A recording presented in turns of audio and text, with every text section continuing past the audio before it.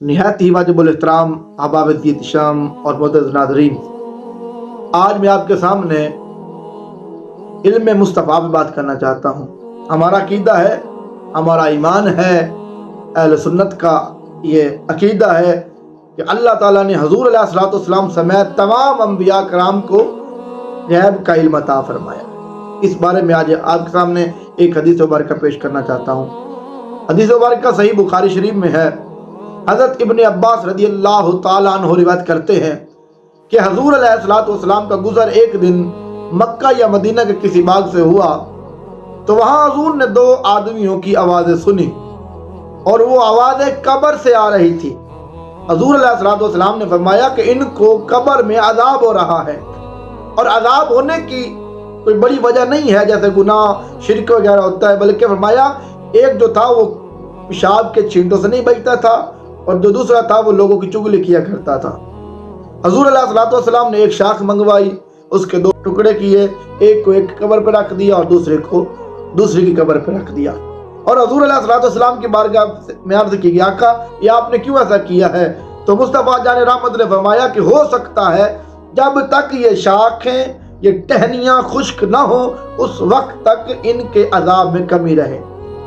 احباب دین شام، یہاں ایک اور بات کرنا چاہتا ہوں کہ اگر ٹہنی سے عذاب میں کمی ہو سکتی ہے تو دعا اور قرآن کھانے سے کیوں نہیں ہو سکتی؟ احباب دین شام، میں نے بات کی کہ حضور علیہ الصلوۃ والسلام کو اللہ تعالیٰ نے غیب کا علم عطا کیا ہے۔ اب اس حدیث مبارکہ سے بہت ساری باتیں نکلتی ہیں، لیکن میں حضور کی 4 باتیں غیب کا علم بتانا چاہتا ہوں۔ پہلی یہ کہ حضور علیہ الصلوۃ والسلام کو پتہ چل گیا کہ ان لوگوں کو، ان دو آدمیوں کو قبر میں عذاب ہو رہا ہے۔ جبکہ عذاب ہو رہا ہے، عذاب جو ہے یہ غیب ہے، نظر نہیں آتا۔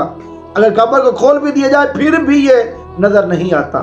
پہلی بات کہ حضور علیہ الصلوۃ والسلام کو پتہ چل گیا کہ ان کو قبر میں عذاب ہو رہا ہے۔ اب قبر میں عذاب ہو رہا تھا یہ بھی جانتے ہیں حضور، بلکہ معراج کی رات حضور علیہ الصلوۃ والسلام جب جا رہے تھے تو حضرت علیہ الصلوۃ والسلام نے حضرت موسیٰ علیہ السلام کو قبر میں دیکھا جو دعا کر رہے تھے۔ دوسری چیز کیا ہے؟ مصطفیٰ جان رحمت کو یہ بھی پتہ ہے کہ ان کو عذاب کس وجہ سے ہو رہا ہے۔ اب یہ بھی غیب ہے، یہ بھی غیب ہے، ظاہری طور پر یہ بات نظر نہیں آتی۔ کیوں کہ ایک جو آدمی تھا وہ پیشاب کے چھینٹوں سے نہیں بچتا تھا اور دوسرا جو تھا وہ لوگوں کی چگلی کیا کرتا تھا۔ اب تیسری بات کیا ہے؟ حضور علیہ الصلوۃ والسلام کو پتہ ہے کہ کس وجہ سے ان کے عذاب میں کمی ہو سکتی ہے، کس چیز کی وجہ سے۔ تو اب کو کیا چیز تھی؟ مصطفیٰ جان رحمت نے وہ شاخ کے 2 ٹکڑے کیے، ایک قبر پہ رکھ دیا اور دوسرے کو دوسری قبر پہ رکھ دیا۔